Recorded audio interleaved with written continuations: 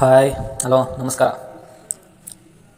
ಇವತ್ತು reality of BSc agriculture ಬಗ್ಗೆ ತಿಳಿಸ್ಕೊಡ್ತಿದ್ದೀನಿ. ನಾನು ಇವಾಗಲೇ ಹೇಳ್ತಿದ್ದೀನಿ, ಇದನ್ನು ಮೆನ್ಷನ್ ಮಾಡಿಬಿಡ್ಬೇಕು. ಸಾಹುಕಾರ ಮಂದಿ ನೀವು ರಿಸ್ಕ್ ತೊಗೊಬೋದು, ಇಲ್ಲ ನನ್ನ ಮಾತು ಕೇಳಿ ಒಳ್ಳೆ ಚಾಯ್ಸ್ ತೊಗೊಬೋದು. ಅದು ಬಿಟ್ಟು ಎರಡೂ ಬೇಡ ಅಂತಂದರೆ ಸ್ಕಿಪ್ ಮಾಡ್ಬೋದು ವೀಡಿಯೋನ. ಸಾಹುಕಾರ ಮಂದಿ ಅದೇ middle class boys and below the middle class boys ಪಕ್ಕಾ ನೋಡಲೇಬೇಕು. And girls also. ಯಾಕೆ ಅಂತ ಹೇಳ್ತೀನಿ ಅಂದರೆ, ನಮ್ಮ ಮಿಡಲ್ ಕ್ಲಾಸ್ ಜನಗಳಿಗೆ ಹಿಂಗೆ ಅಂತಂದರೆ, ಡಿಗ್ರಿ ಮಾಡೋದೇ ದುಡಿಯೋಕ್ಕೆ ಅಂತ. ಆ ಡಿಗ್ರಿನೇ ಉಪಯೋಗ ಇಲ್ಲ ಅಂತಂದರೆ ಉಪಯೋಗ ಇದ್ದೇ ಇರುತ್ತೆ, ನಾಲೆಡ್ಜ್ ಯಾವಾಗಲೂ ಉಪಯೋಗ ಇರುತ್ತೆ. ಆದರೆ ಅದು ಕಾಸು ಬೇಕು ಅಂತಲೇ ಎಲ್ಲರೂ 100ರಲ್ಲಿ 80% ಕಾಸು ಮಾಡೋಕ್ಕೋಸ್ಕರನೇ ಡಿಗ್ರಿ ಮಾಡ್ತಿರೋದು. ನೀವು ಕಮೆಂಟಲ್ಲಿ ಯಾವ ಥರ ಆದರೂ ಬೈಬೋದು, ಬಟ್ ರಿಯಾಲಿಟಿ ಹೇಳ್ತಾ ಇದ್ದೀನಿ.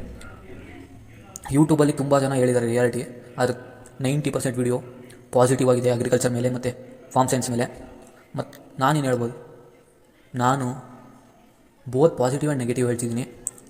And middle class students must know about the reality before you joining the college of engineering college of agriculture and farm science courses. PUC ಆದಮೇಲೆ ತುಂಬ ಜನ ಪಂಗನಾಮ ಹೇಳಕ್ಕೆ ಬರ್ತಿರ್ತಾರೆ, ಹೆಂಗೆ ದುಡ್ಡು ದುಡಿಬೇಕು ಸ್ಟೂಡೆಂಟ್ಸಿಂದ ಅಂತ. ಪ್ರಾಕ್ಟಿಕಲ್ ಎಕ್ಸಾಮಿಂದ ತುಂಬ ಜನ, ಅದರಲ್ಲಿ ನಾನು ಒಬ್ಬ ಅನುಭವಿಸಿರೋದು. ಅದರಿಂದ ಪ್ರಯೋಜನವೇ ಇಲ್ಲ. ಈಗ ಆಲ್ರೆಡಿ ತುಂಬ ಲೇಟಾಗಿದೆ. ಇದು ಮುಂದೆ 25 ಬರೋರು ಯಾರಾದರೂ ನೋಡಿದ್ರೆ ಹೆಲ್ಪ್ ಆಗ್ಬೋದು, ಆದರೆ 24 ಬರೋರಿಗೂ ಸ್ವಲ್ಪ ಹೆಲ್ಪ್ ಆಗುತ್ತೆ. ನಮ್ಮ ಅಣ್ಣ GKVKಯಲ್ಲಿ ಫೈನಲ್ ಇಯರ್ ಓದ್ತಿರೋದು, 949 ರ್ಯಾಂಕು ಪ್ರಾಕ್ಟಿಕಲಲ್ಲಿ, 10,000 ರ್ಯಾಂಕ್ ಇಂಜಿನಿಯರಿಂಗಲ್ಲಿ. 10,000 ರ್ಯಾಂಕ್ ಒಳ್ಳೆ ಕಾಲೇಜ್ ಸಿಗ್ತಿತ್ತು ಇಂಜಿನಿಯರಿಂಗಲ್ಲಿ. ಆದರೆ ಅವನು ನನ್ನ ಪ್ಯಾಷನ್ನ ಫಾಲೋ ಮಾಡಬೇಕು ಅಂತಂದ ಓದ. ಆದರೆ ಈಗ ಅವನು UPSC ಎಕ್ಸಾಮಿಗೆ ಪ್ರಿಪೇರ್ ಆಗ್ತಿದ್ದಾನೆ. ಏಕೆ? ನಾನು ಡಿಗ್ರಿ ಆದಮೇಲೆ ನಾನು ಸಮೇತ ಇಂಜಿನಿಯರಿಂಗ್ ಮಾಡ್ತಿದ್ದೀನಿ, ನಾನು UPSC ಬರೀಬೋದು, ಯಾರು ಬೇಕಿದ್ರು ಬರೀಬೋದು. ನಮ್ಮ ಅಣ್ಣ ಹೋಗಿದ್ದು ಅಗ್ರಿಕಲ್ಚರ್ಗೆ ಏನಾದರೂ ಒಂದು ಸೇವೆ ಮಾಡೋಕ್ಕೋಸ್ಕರ, ಆದರೆ ಅವನು ಇವಾಗ UPSC ಮಾಡ್ತಿದ್ದಾನೆ. ಸೊ ಅರ್ಥ ಮಾಡ್ಕೊಳ್ಳಿ, ಜಾಬ್ ಆಪರ್ಚುನಿಟೀಸ್ ಇಲ್ಲ. ಎಷ್ಟೋ ಯೂಟ್ಯೂಬ್ ಚಾನಲ್ಸಲ್ಲಿ ತುಂಬ ಜನ ಹಂಗೈತೆ ಎಷ್ಟು ಅಂತ ಕೊಡ್ತಾರೆ, ಅದರಲ್ಲಿ ಇಷ್ಟು ಕೆಲಸ ಅಂತ ಹೇಳ್ತಾರೆ ಅಷ್ಟೇ. ನೀವು ಹೋಗ್ತಿರೋರೇ ವರ್ಷಕ್ಕೆ 3,000 ಜನ ಪಾಸ್ಔಟ್ ಆಗ್ತಿದ್ದಾರೆ ಅಂದರೆ ನಮ್ಮ ಕರ್ನಾಟಕದಲ್ಲಿ. ಅಲ್ಲಿ ಹೊರಗಡೆ ಕೆಲಸ ಇದ್ದವರು ಒಂದು 10,000 ಜನ ಇರ್ತಾರೆ. All students are trying to get government jobs. ಅದರಲ್ಲಿ ಸಿಗ್ತಿರೋದು 10 ಜನಕ್ಕೆ 5 ಜನಕ್ಕೆ. ಇನ್ನು ಉಳಿದವರು ಮಿಡಲ್ ಕ್ಲಾಸ್, ಅವ್ರೇನು ಮಾಡಬೇಕು? 80% ಮಿಡಲ್ ಕ್ಲಾಸ್ ಬಾಯ್ಸ್ ಇದ್ದಾರೆ. ಸೊ ನಿಮಗೆ ಇವಾಗಲೇ ಹೇಳ್ತಿದ್ದೀನಿ, ಇಂಜಿನಿಯರಿಂಗಿಗೆ ಹೋಗಿ, ಇಲ್ಲ ಡಾಕ್ಟ್ರಿಗೆ ಹೋಗಿ, BSc ನರ್ಸಿಂಗಿಗೆ ಹೋಗ್ರಿ, ಪರವಾಗಿಲ್ಲ. ಇದಕ್ಕೆ ಮಾತ್ರ ಹೋಗ್ಬೇಡಿ. ಅರ್ಥ ಮಾಡ್ಕೊಳ್ಳಿ, 0.0001% ಚಾನ್ಸಸ್ ಇದೆ. ಆ್ಯಂಡ್ ಇನ್ನೊಂದು ಹೇಳ್ಬೋದು, ನೀವು ಇಲ್ಲೇ ಕೂತ್ಕೊಂಡು ಇಲ್ಲೇ ಓದಿ ಕಿತ್ತಿ ದಬಾಗ್ತೀನಿ ಅಂದರೆ ಆ 5 ಜನದಲ್ಲಿ ನೀವು ಆಗ್ತೀರಿ ಅಂತಂದರೆ ಎಲ್ಲರೂ ಹಂಗೆ ಅಂದ್ಕೊತಿರ್ತಾರೆ. ಯಾರೋ ಒಂದು 5 ಜನ ಸಿಗುತ್ತೆ, ಇನ್ನುಳಿದವ್ರು ಏನು ಮಾಡಬೇಕು? ರಿಸ್ಕ್ ಇಡಕ್ಕೆ ಹೋಗ್ಬೇಡಿ ಮಿಡಲ್ ಕ್ಲಾಸ್ ಬಾಯ್ಸ್. ಅರ್ಥ ಮಾಡ್ಕೊಳ್ಳಿ, ರಿಸ್ಕ್ ಮಾತ್ರ ಇಡಕ್ಕೆ ಹೋಗ್ಬೇಡಿ. ನೀವು ಮಾತ್ರ ಸಾಹುಕಾರ ಮಂದಿ ಏನು ಬೇಕಿದ್ರು ಮಾಡಲಿ. ನೆಗೆಟಿವಿಗೆ ಬಂದರೆ ಇಷ್ಟ ಆಯಿತು. ಇನ್ನು ಪಾಸಿಟಿವ್ಸ್ ಹೇಳಬೇಕು ಅಂತಂದರೆ, ನೀವು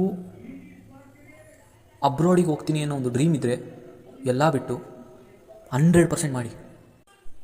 ಯಾಕೆಂದರೆ ಅಲ್ಲಿ ಮಾಮೂಲಿ ಒಬ್ಬ ಚಿಕ್ಕ ಡಿಗ್ರಿ ಮಾಡಿದ್ರೂ ಅಲ್ಲಿ ಚೆನ್ನಾಗಿರ್ತಾನೆ, ಒಂದು ಮನೆ ಕಟ್ಕೊಂಡು ಆರಾಮಾಗಿರ್ತಾನೆ. ಆದರೆ ಇಲ್ಲಿ ಒಳ್ಳೆಯ ಡಿಗ್ರಿ, ನಾನು ಹೇಳ್ತಿದ್ದೀನಿ, ಅದರಷ್ಟು ಒಳ್ಳೆಯ ಡಿಗ್ರಿ ಯಾವುದೂ ಇಲ್ಲ. ಆದರೆ ನಾನು ಏನು ಹೇಳ್ತಿದ್ದೀನಿ ಅಂತಂದರೆ, ಮಿಡಲ್ ಕ್ಲಾಸ್ ಜನಕ್ಕೆ ನಾವು ಒಳ್ಳೆ ಡಿಗ್ರಿ ಕೆಟ್ಟ ಡಿಗ್ರಿ ಇಟ್ಕೊಂಡು ಏನು ಮಾಡೋಂಗಿಲ್ಲ. ನಮಗೆ ದುಡ್ಡು ಬೇಕು, ಕೆಲಸ ಬೇಕು, ಅದಕ್ಕೋಸ್ಕರ ಹೇಳ್ತಿದ್ದೀನಿ. ಪಾಸಿಟಿವ್ಸ್, ಅಬ್ರಾಡಿಗೆ ಹೋಗ್ತೀನಿ ಅನ್ನೋ ಧೈರ್ಯ ನಿಮಗಿದ್ದರೆ 100% ಮಾಡಿ ಅಂತ ಯಾವಾಗಲೂ ಹೇಳ್ತೀನಿ, ಈಗಲೂ ಹೇಳ್ತಿದ್ದೀನಿ, ಮಾಡಿ.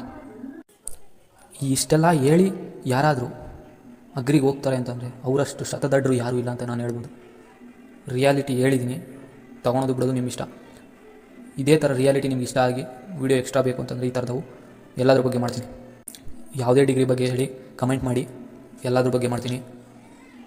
ಆ್ಯಂಡ್ ಹೊಸ್ದಾಗಿ ಮಾಡ್ತಿದ್ದೀನಿ ಈ ಥರ. ಯಾರೂ ಈ ಧೈರ್ಯ ತೊಗೊಂಡು ಮಾಡ್ತಿಲ್ಲ, ಆದರೂ ನಾನು ಮಾಡ್ತೀನಿ. ಪ್ಲೀಸ್ ಲೈಕ್ ಮಾಡಿ, ಸಬ್ಸ್ಕ್ರೈಬ್ ಮಾಡಿ. ಆ್ಯಂಡ್ ಎಷ್ಟೋ ಜನ ಹೋಗ್ತಿರ್ತಾರೆ, ಅವರಿಗೆ ಶೇರ್ ಮಾಡಿ.